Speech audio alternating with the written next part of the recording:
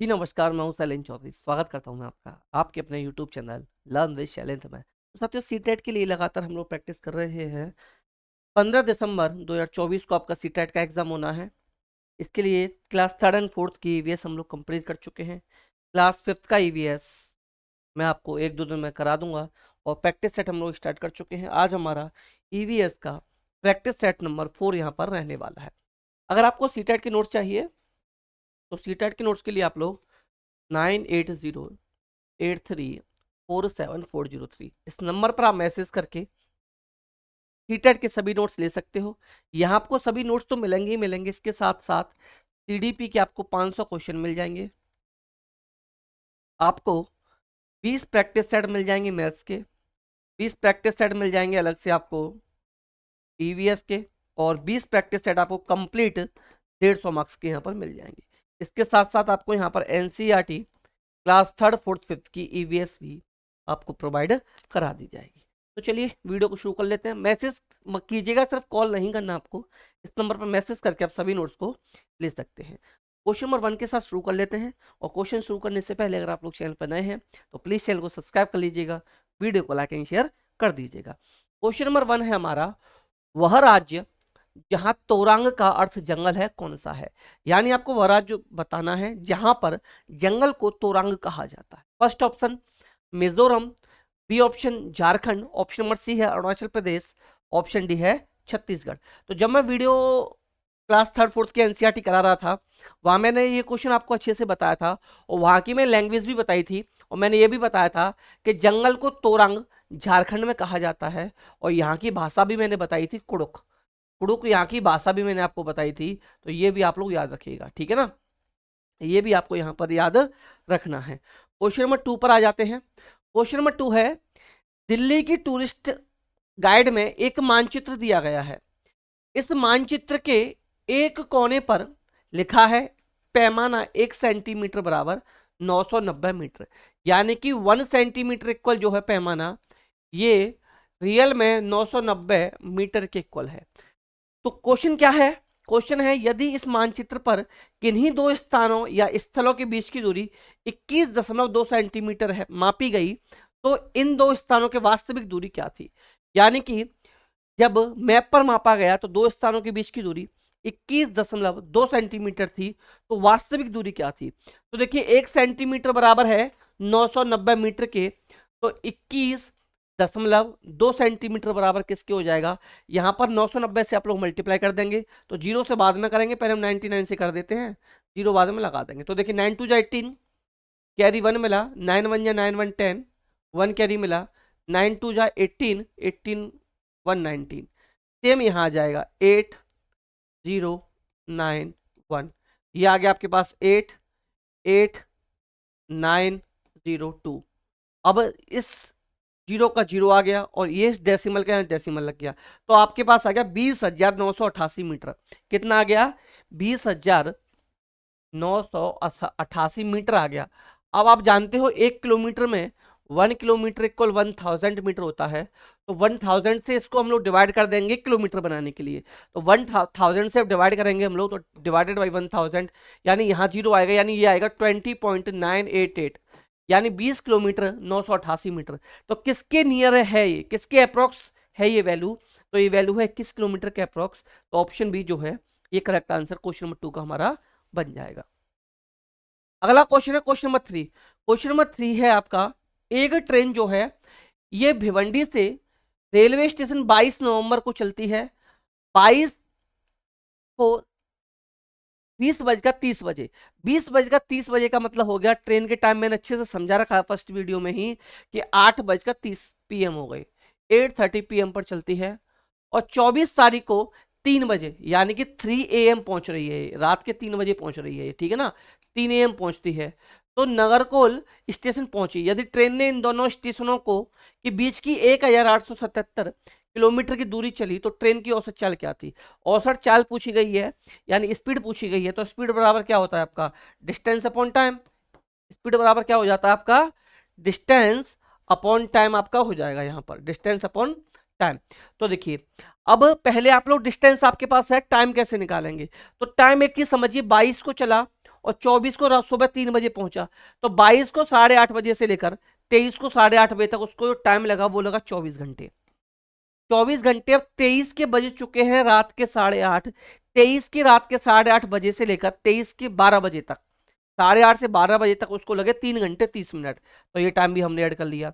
अब बज चुके हैं 24 के सुबह 12, रात के 12 बज गई, तो 12 से लेकर सुबह 3 तक के टाइम हो गया 3 घंटे और ऐड कर दीजिए, तो टोटल टाइम हुआ 24 और 3 27 और 3 30, 30 घंटे 30 मिनट। यानी कि हम इसको लिख सकते हैं 30 घंटे 30 मिनट, इसको हम लिख सकते हैं। तो कैसे करेंगे इसको हम, स्पीड हमें फाइंड करना है, स्पीड हमें निकालना है, यहाँ पर क्या निकालना है, स्पीड निकालना है। तो मैंने बताया स्पीड इक्वल क्या होता है, डिस्टेंस अपॉन टाइम। स्पीड निकालना है अब हमें, तो स्पीड निकालने के लिए क्या करेंगे, डिस्टेंस कितना है 1877 किलोमीटर है, टाइम निकला 30 घंटे 30 मिनट, तो 3.5 घंटे निकले। अब आप जब इसको सॉल्व करोगे, जब आपका इसमें डिवाइड दोगे तो 62.566 आएगा निकल कर, 62.56 निकल कर आएगा। तो यानी कि आपका ऑप्शन डी जो है ये करेक्ट आंसर बन जाएगा, ऑप्शन डी जो है आपका करेक्ट आंसर बन जाएगा। क्वेश्चन नंबर 4 की तरफ चलते हैं। क्वेश्चन नंबर 4 डायरेक्शन से पूछा गया क्वेश्चन। ऐसा क्वेश्चन सीटेट में ज्यादातर आप लोगों से पूछ लिया जाता है, हर बार ट्रेन का क्वेश्चन, डायरेक्ट का क्वेश्चन, डायरेक्शन का क्वेश्चन, ये फिक्स है, आते ही आते हैं। तो किसी छात्र का घर एक्स और उसका विद्यालय वाई पर है, एक्स और वाई के बीच की कोई सीधी सड़क नहीं है, अतः विद्यालय पहुंचने के लिए वह छात्र पहले ए पर जाता है जो एक्स के ठीक दक्षिण में 60 मीटर की दूरी पर है, फिर वह बी पर जाता है जो ए के ठीक पूर्व में 60 मीटर की दूरी पर है, फिर सी पर जाता है जो बी के ठीक दक्षिण में 50 मीटर की दूरी पर है, और अंत में वह अपने विद्यालय पहुंचता है जो सी के ठीक पूर्व में 60 मीटर की दूरी पर है। विद्यालय के सापेक्ष उसके घर की सही दिशा क्या है, आपको ये बताना है। तो कभी भी आप डायरेक्शन वाला क्वेश्चन सॉल्व करोगे तो एक चीज आप हमेशा याद रखोगे, आप डायरेक्शन कहीं भी नहीं मानोगे, इस तरीके से मानोगे। जब आप क्वेश्चन सॉल्व करोगे तो ईस्ट आपका राइट हैंड साइड, ये वेस्ट हो जाएगा, ऊपर नॉर्थ मानोगे, नीचे साउथ मानोगे। यानी कि आप मानोगे, क्या मानोगे, ये हो गया पूरब, ये हो गया पश्चिम, ये हो गया उत्तर, और नीचे हो गया दक्षिण। इस तरीके से आप डायरेक्शन मानोगे, ठीक है ना। अब देखिए, घर है उसका एक्स और विद्यालय वाई, घर से विद्यालय वो पहुंच रहा है, तो एक्स से स्टार्ट करेंगे हम लोग। तो मान लीजिए ये आपका एक्स आ गया, ये आपका एक्स आ गया, ठीक है, घर हो गया उसका ये। अब घर से जब वो स्टार्ट करेगा तो क्या करता है, अतः विद्यालय पहुंचने वो छात्र पहले ए पर जाता है जो एक्स के ठीक दक्षिण में है। तो दक्षिण कहाँ है, एक्स के नीचे आएगा, तो ये नीचे आ गया, पॉइंट ए मिल गया, ये पॉइंट ए आ गया, और ये चला 60 मीटर। इसके बाद क्या करता है, ए पर आ गया, फिर वह बी पर जाता है जो ए के ठीक पूरब में 60 मीटर की दूरी पर है। ए के पूरब में, तो ए के पूरब में चला 60 मीटर, ए के पूरब में चला, जो एक के ठीक पूर्व में 60 मीटर है, ये चला, अब यहां आ गया बी, और 60 मीटर ये आ गया, 60 मीटर की दूरी पर ये आ गया। अब क्या करता है, एक के ठीक पूर्व में 60 मीटर, फिर वह सी पर जाता है जो बी के ठीक दक्षिण में 50 मीटर है।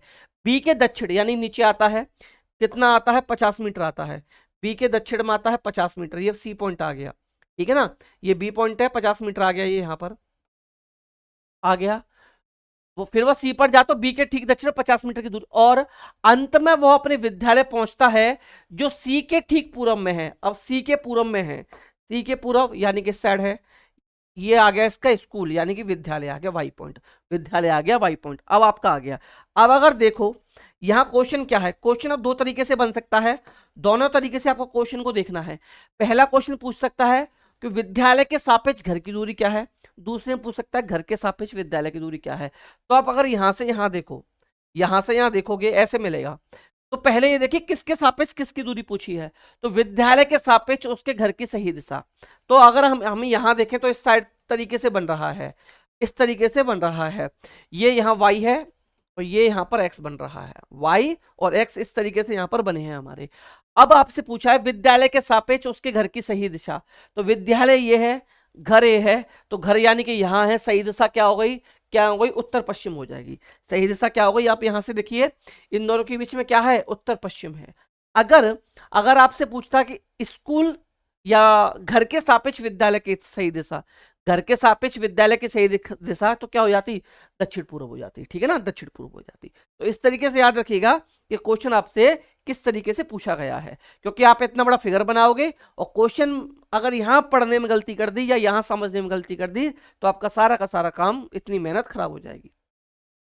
क्वेश्चन 5, किसी व्यक्ति ने किसी राज्य के ग्रामीण क्षेत्र के लोगों के जीवन शैली का प्रेक्षण करके अपने विचारों को इस प्रकार व्यक्त किया कि यहाँ का रहन सहन साधारण है, लोग खाने की वस्तुओं जैसे टेपियोका, कसावा और नारियल को अपने घरों में आंगन में ही उगाते हैं और इनसे बने खाने को चाव से खाते हैं, यह रजा होनी चाहिए। तो जब मैं आपको बुक की थ्योरी पढ़ा रहा था थर्ड फोर्थ की, तो मैंने वहां एक बताया था कि ये जो टेपियोका है ये कहाँ पाया जाता है, केरल राज्य में पाया जाता है और इसको उबालकर खाए जाते हैं। ये आलू और शकरकंद की तरह होता है, जमीन के नीचे ये उगाया जाता है। टेपियोका के बारे में सब कुछ मैंने बताया था। तो अगर टेपियोका अगर आपको याद है कि कहाँ होता है, केरल में होता है, तो आपको इस क्वेश्चन में कहीं और कुछ पकड़ने की जरूरत नहीं थी। ऑप्शन ए पकड़ लीजिए कि टेपियोका कहाँ होता है, भाई केरल में होता है। तो ऑप्शन ए जो है इस क्वेश्चन का राइट आंसर आपका बन जाएगा। क्वेश्चन 6 पे चलने से पहले अगर आप लोग चैनल पर नए हैं तो प्लीज चैनल को सब्सक्राइब कर लीजिएगा, वीडियो को लाइक एंड शेयर कर दीजिएगा। और नोट्स लेने के लिए मैंने नंबर बताया है आपको 9808347403 पर मैसेज करके आप सीटेट के सभी नोट्स ले सकते हैं। प्रैक्टिस सेट 150 नंबर के मिल जाएंगे, मैथ और ईवीएस के प्रैक्टिस सेट 20-20 अलग से मिलेंगे, 500 सीडीपी के क्वेश्चन अलग से मिलेंगे, एनसीईआरटी की समरी अलग से दे दी जाएगी। ये पहली पूछी है, काले काले मोती जैसी हूँ, कुछ नहीं, काली मिर्च इसका आंसर है। छोटा सा क्वेश्चन था, टाइम वेस्ट नहीं करेंगे हम इसमें। निम्नलिखित में ऐसे मच्छरों द्वारा फैलने वाले दो रोगों के युग्म जोड़े को चुनिए। मच्छरों से ऐसे कौन से दो रोग हैं जो निम्न में से मच्छरों से फैलते हैं, आपको ये बताना है।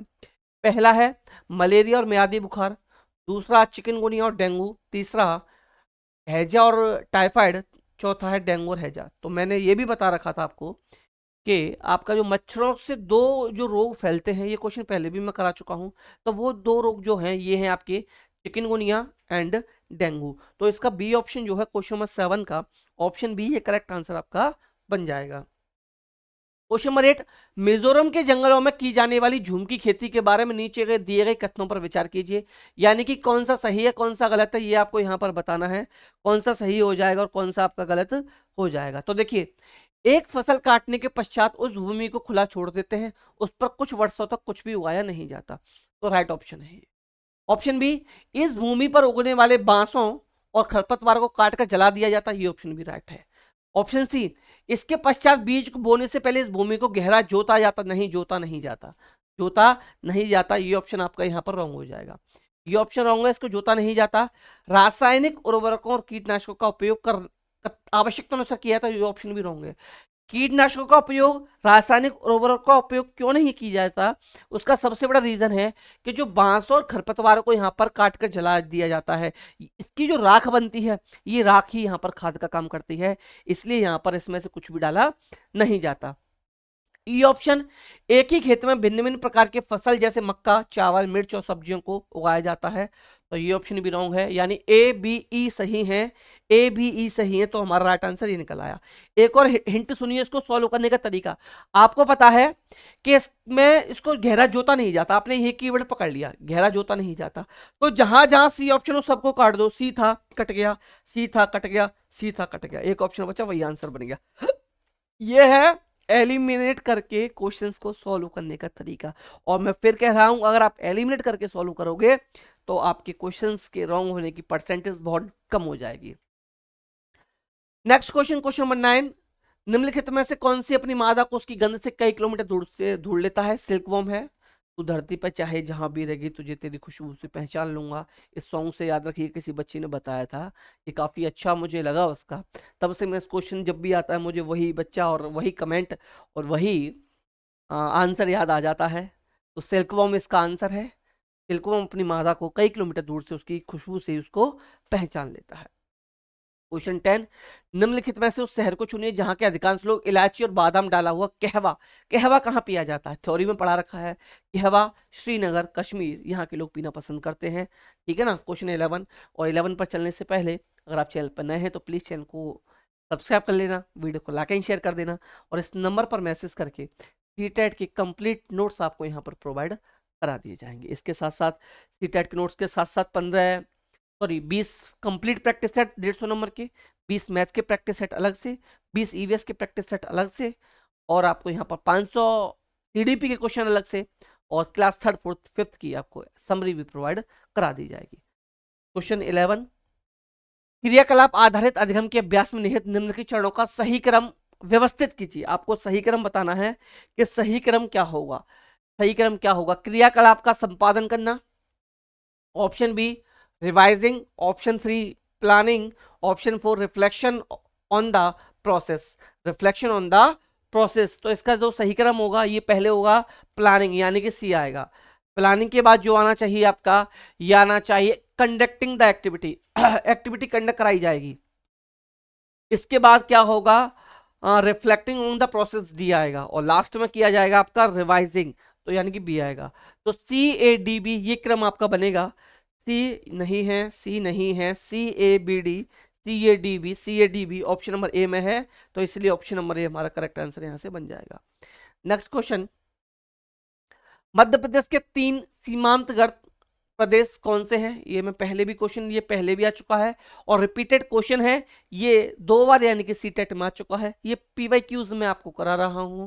तो फर्स्ट ऑप्शन ए जो है गुजरात, राजस्थान, महाराष्ट्र, ये इसके सीमांतगत प्रदेश राज्य हो जाएंगे। क्वेश्चन 13, निम्नलिखित में से पर्यावरण अध्ययन पुस्तक में पहेलियों को सम्मिलित करने का उद्देश्य क्या है? मतलब ये है, क्वेश्चन में ये पूछा गया आपसे कि ईवीएस की पाठ्य पुस्तकों में जो पहेलियां शामिल की गई जाती हैं उसके पीछे उद्देश्य क्या है? तो फर्स्ट ऑप्शन विद्यार्थियों के मन को भ्रमित करना। चलिए देखते हैं, विद्यार्थियों को खेल खिलाना, विद्यार्थियों को भ्रमित करना और स्वयं आनंदित होना। तो देखिए ए और सी यहाँ पर कट गए, ए और सी यहाँ पर कट गए, क्योंकि भ्रमित करेंगे और टीचर मजे लेगा ऐसा तो हो नहीं सकता। विद्यार्थियों में तर्क क्षमता विकसित करना, तो उनको खेल खिलाना या उनके जो तर्क शक्ति है यानी कि लॉजिकल एबिलिटी जो है उसको डेवलप करना। क्या बेस्ट ऑप्शन यहाँ पर लग रहा है आपको? तो according to me option D should be right answer. ये उनके जो तर्क शक्ति है उसका विकास करना, ये यहाँ पर पहेलियों को शामिल करने का तरीका है। क्वेश्चन 14, निम्नलिखित में वह योग चुनिए जो हमारे देश और राज्य के केंद्र शासित प्रदेश से मिलकर बना है। होमवर्क में दूंगा इस क्वेश्चन को, मैं कल भी होमवर्क मैंने दिया था, तो इस क्वेश्चन को आपका आंसर खुद बताना है। 15वें क्वेश्चन पर आते हैं। रीमा ने अपने विद्यार्थियों को देश के विभिन्न भागों में मनाए गए त्योहारों के उत्सवों पर जानकारी एकत्रित करने का नियत कार्य दिया और उन्हें कक्षा में प्रदर्शित करने के लिए कहा।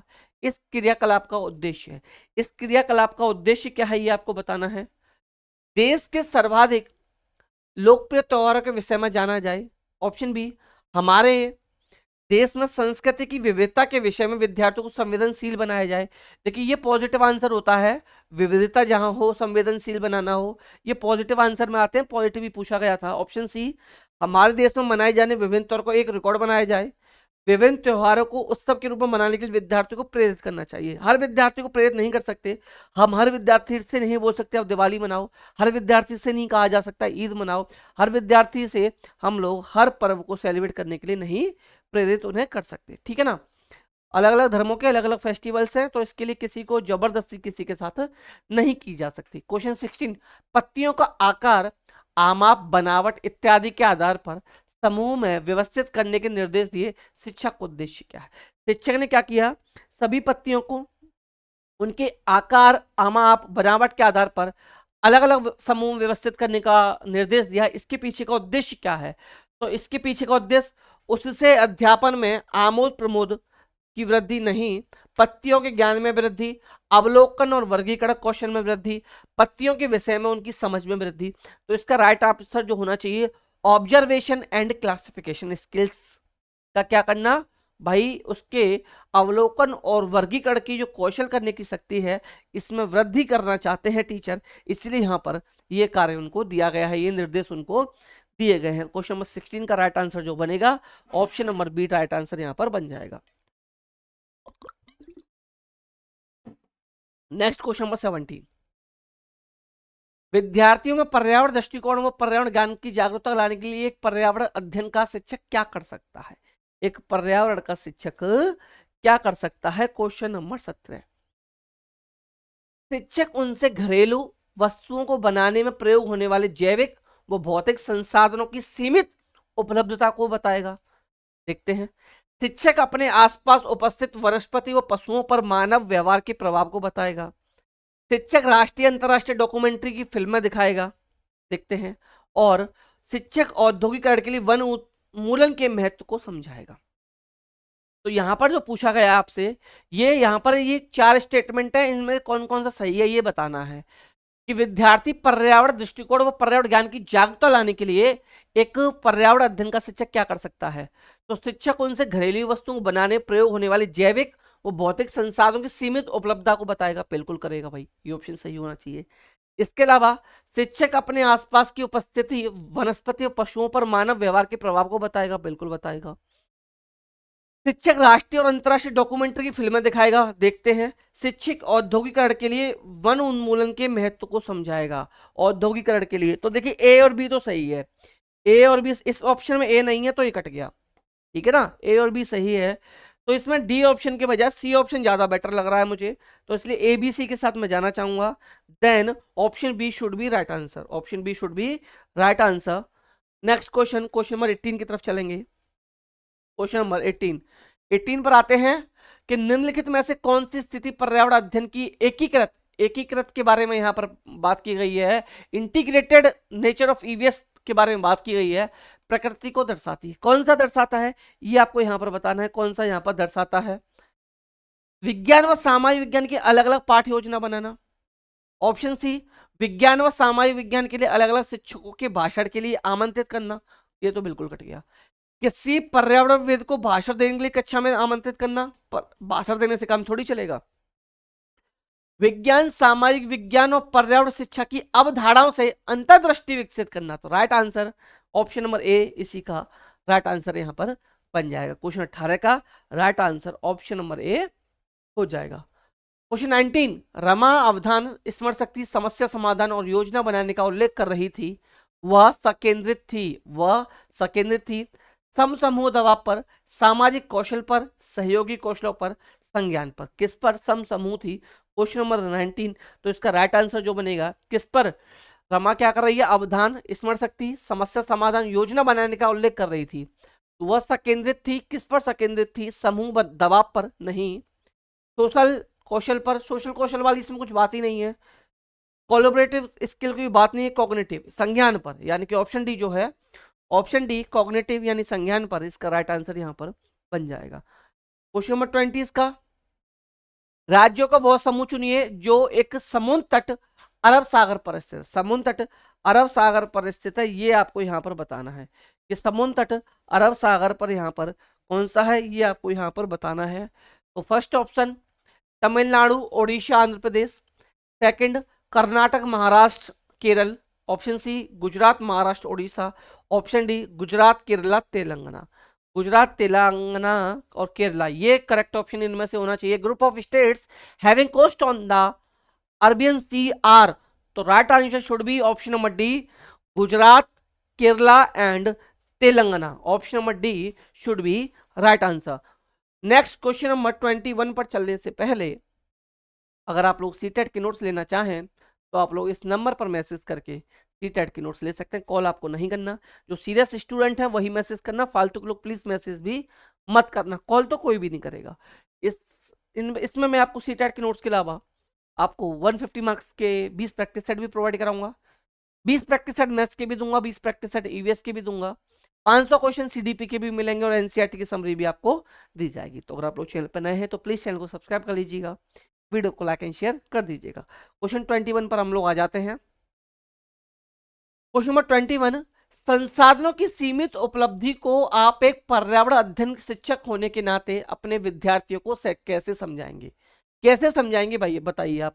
फर्स्ट ऑप्शन है आपका, फर्स्ट ऑप्शन कैसे समझाएंगे कि उनके साथ क्या क्या रहेंगे आप। First option, option number first, प्राकृतिक संसाधनों पर एक अच्छी सी पाठ्य पुस्तक के माध्यम से समझाएंगे, प्राकृतिक संसाधनों को एक अच्छा सा व्याख्यान देकर समझाएंगे, किसी पर्यावरण विषय के द्वारा भाषण के माध्यम से समझाएंगे। भाषण से बच्चा थोड़ी समझ रहा है, कक्षा में बच्चों को कोयले का टुकड़ा दिखाकर उसकी विषय में उपलब्धता एवं उपयोग संबंधी चर्चा करेंगे। तो यही ऑप्शन सही होना चाहिए, यही ऑप्शन सही होना चाहिए, क्योंकि रियल लाइफ से रिलेटेड ही हो गया, बच्चे की रियल लाइफ से हमने इसको ऐड कर दिया।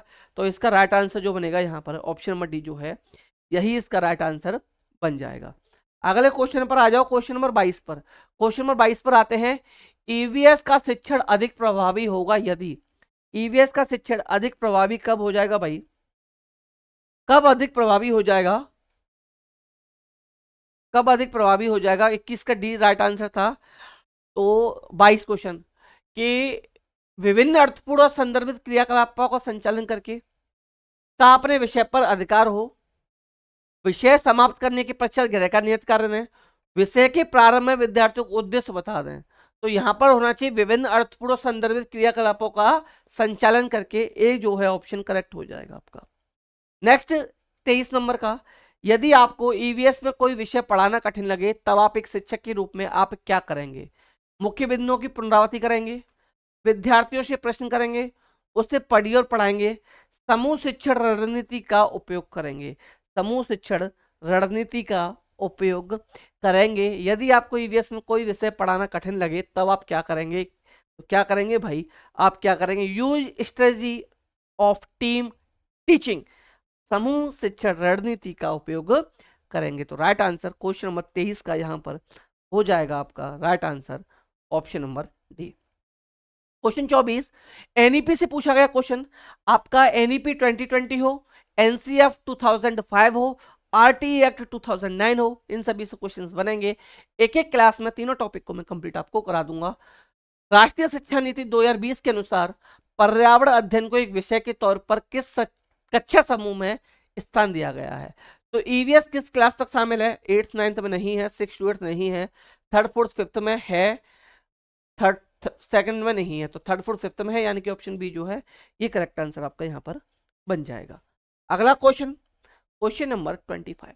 और 25 पर मैं चलने से पहले फिर कहूंगा, अगर आप लोग चैनल पर नए हैं तो प्लीज चैनल को सब्सक्राइब कर लीजिएगा, वीडियो को लाइक एंड शेयर कर दीजिएगा। और आप सीटेट के नोट्स लेना चाहें, नंबर मैं बता चुका हूँ 9808347403। इस नंबर पर मैसेज करके आप कंप्लीट सीटेट के नोट्स प्रोवाइड कराए जाएंगे। आपको 500 क्वेश्चन सीडीपी के अलग से प्रैक्टिस के सेट के लिए मिलेंगे। 150 नंबर के प्रैक्टिस सेट के अलावा बता रहा हूँ 500 क्वेश्चन सीडीपी के अलग से दूंगा प्रैक्टिस के लिए। लगभग 20 प्रैक्टिस सेट यानी 600 क्वेश्चन आपको मैथ्स के दूंगा प्रैक्टिस के लिए। 600 क्वेश्चन के लगभग आपको दूंगा मैं ईवीएस के प्रैक्टिस सेट के लिए, और आपको 3rd 4th 5th की समरी भी दूंगा। इतना सब कुछ आपको प्रोवाइड कराया जाएगा। आप मैसेज करके सब कुछ आप उनसे ले सकते हैं। 9808347403 पर मैसेज करके, कॉल किसी को भी नहीं करना। क्वेश्चन नंबर 25 ईवीएस में शिक्षण अधिगम प्रक्रम की विधि पर निर्भर नहीं करती। ईवीएस में शिक्षण अधिगम प्रक्रम की विधि पर निर्भर नहीं करती। क्वेश्चन नंबर 25 किस पर निर्भर नहीं करती? विद्यालय के दर्शन शास्त्र पर, संसाधनों की उपलब्धता पर, बच्चों की आवश्यकताओं पर, बच्चों का पूर्व अधिगम अनुभव पर। किस पर नहीं करती ये आपको बताना है। तो बच्चों की पूर्व अधिगम अनुभव पर करती है, नहीं करती। बच्चों की आवश्यकताओं पर नहीं करती, संसाधनों की उपलब्धि पर नहीं करती। ये किस पर? स्कूल फिलोसफी, विद्यालय के दर्शन शास्त्र पर नहीं करती, क्योंकि नेगेटिव था। ये तीनों के तीनों ऑप्शन कैसे हैं? पॉजिटिव हैं, और नेगेटिव पूछा गया था। जहां नेगेटिव आ जाए भाई, उन क्वेश्चंस को बहुत ध्यान से सॉल्व करना है, उनको बहुत ही ध्यान से सॉल्व आप लोगों को करना है, क्योंकि नेगेटिव वाले जल्दबाजी में हम लोग गलत कर देते हैं। नेक्स्ट क्वेश्चन, आरती के विद्यालय में ईवीएस की एक प्रदर्शनी का आयोजन किया गया। आपके अनुसार निम्नलिखित में से कौन सा सर्वाधिक उपयुक्त उद्देश्य है? ये पॉजिटिव आंसर बताना है कि उसके विद्यालय में एक प्रदर्शनी हुई ईवीएस की, तो सबसे उपयुक्त या सर्वाधिक उपयुक्त उद्देश्य जो हो सकता है वो क्या हो सकता है? क्वेश्चन नंबर 26 में आपको बताना है। विद्यार्थियों को भावी पेशे के लिए प्रशिक्षण देना हो सकता है भाई। प्रधानाध्यापक और सहकर्मियों को खुश करना, सिर्फ प्रधानाध्यापक और साथियों को खुश करना चाहते हैं इसलिए प्रदर्शनी लगाई गई, बिल्कुल नहीं।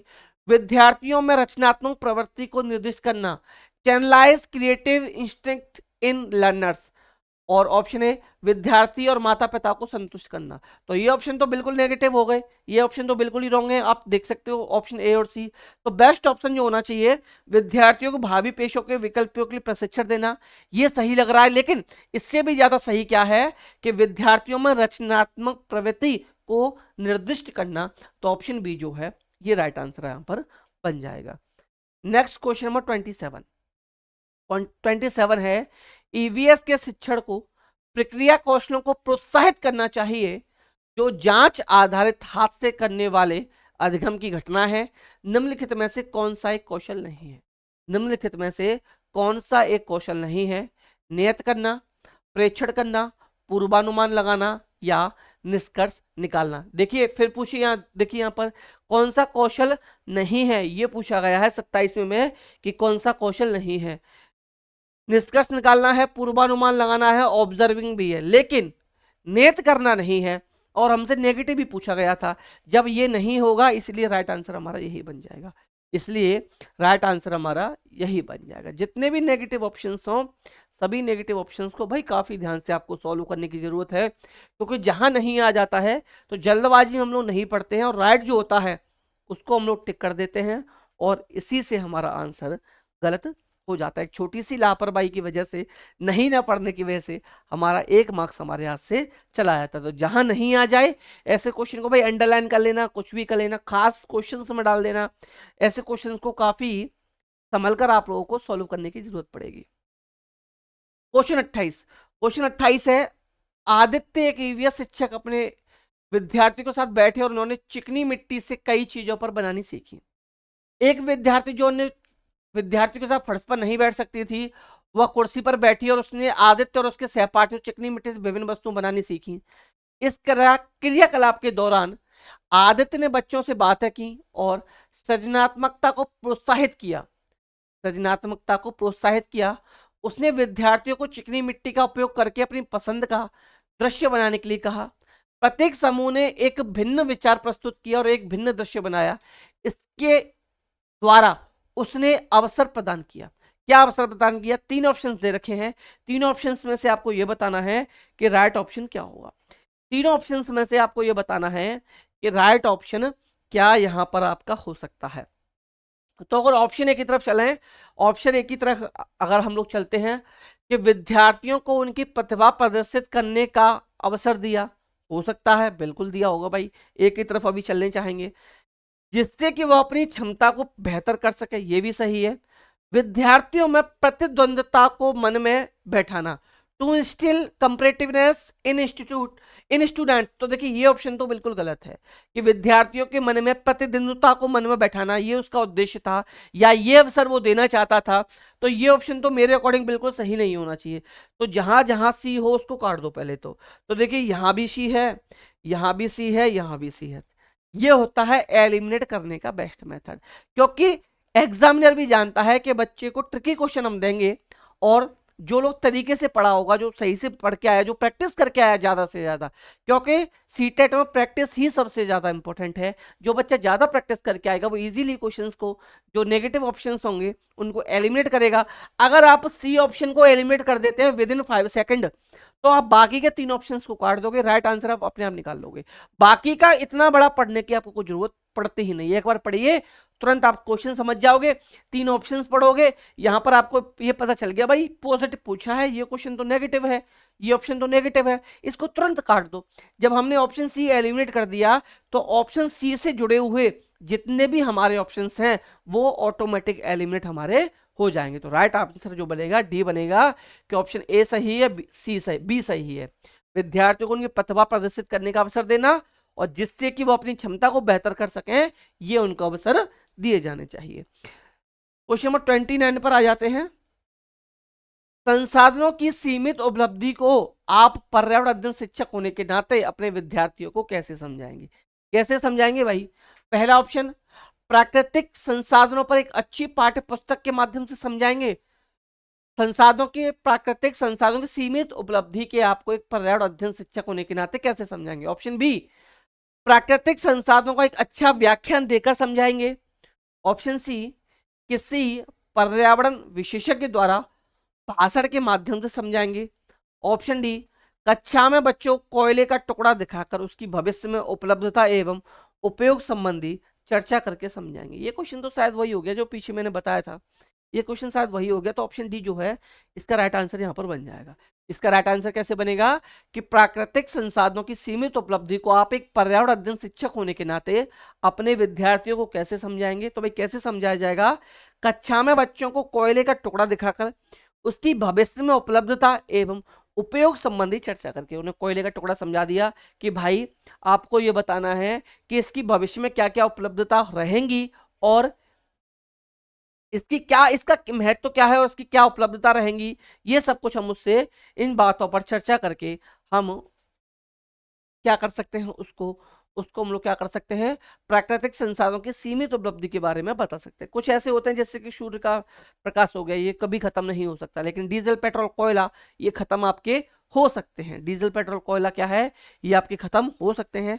तो सीमित प्राकृतिक संसाधन है, इनकी हमें बच्चों को समझ देनी चाहिए कि ठीक है ना, एक ईवीएस शिक्षक की रेस्पॉन्सिबिलिटीज बनती हैं। तो ये था आपका आज का प्रैक्टिस सेट, ये था आपका practice set number 4। 4 practice set EVS के हम लोग कंप्लीट कर चुके हैं। ईवीएस हम लोग कंप्लीट कर चुके हैं, थर्ड फोर्थ फिफ्थ की। थर्ड फोर्थ की फिफ्थ के एक आध दिन में मिल जाएगी आपको। आप इस नंबर पर मैसेज करके सीटेट के कंप्लीट नोट्स ले सकते हैं। यहाँ नोट्स के अलावा 500 सीडीपी के क्वेश्चन दे दूंगा, 600 आपके मैथ्स के क्वेश्चन दे दूंगा, 600 आपके ईवीएस के क्वेश्चन दे दूंगा मैं, लगभग 600 मिल जाएंगे आपको ये। इसके अलावा थर्ड फोर्थ फिफ्थ की एनसीईआरटी की समरी मिल जाएगी और 150 नंबर के आपको 20 प्रैक्टिस सेट भी मैं दे दूंगा और आपको कंप्लीट नोट्स भी मिलेंगे, कंप्लीट नोट्स भी आपको मिलेंगे। ये सब कुछ आपको इस नंबर पर मैसेज करके लेना है, कॉल किसी को भी नहीं करना, कॉल किसी को भी नहीं करना। तो ये था हमारा आज का प्रैक्टिस सेट नंबर 4। मिलते हैं नेक्स्ट वीडियो में। जो लोग चैनल पर नए थे प्लीज चैनल को सब्सक्राइब कर लीजिएगा, वीडियो को लाइक एंड शेयर कर दीजिएगा। मिलते हैं नेक्स्ट वीडियो में, तब तक आप लोग हंसते रहिए, मुस्कुराते रहिए, सीटेट पास करने के लिए पढ़ते भी रहिए। तो bye bye, take care, thank you, नमस्कार, जय हिंद।